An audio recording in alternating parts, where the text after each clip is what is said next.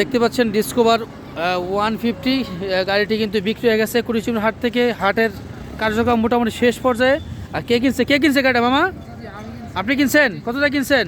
আমি 24,000 টাকাতে কিনছি। মাত্র 24,000 টাকা। দাম চাইছিল কত? 35,000 টাকা দিয়েছি। 35,000 টাকা দাম চাই, 24,000 টাকা বিক্রি করছে। হ্যাঁ, 35,000 টাকা লেখা আছে, মাইরে দিবে 40+। মাত্র কিন্তু বিক্রি হয়েছে 24,000 টাকায়।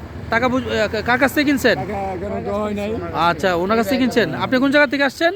আমি কসবা কাঞ্চনমুড়ি থেকে আসছি। কসবা থেকে আসছেন। ভাই আসসালামু আলাইকুম, আপনি কোন জায়গা থেকে আসছেন? ব্রাহ্মণবাড়িয়া সদর রাধিকা থেকে। ব্রাহ্মণবাড়িয়া সদর রাধিকা থেকে। কত বিক্রি করছেন? 24,000 টাকা। মাত্র 24,000 টাকা। পয়সা বুঝা পাইছেন? না, টাকা দেন এখন দিই। টাকা এখন দেন নাই, টাকাটা লেনদেন করেন।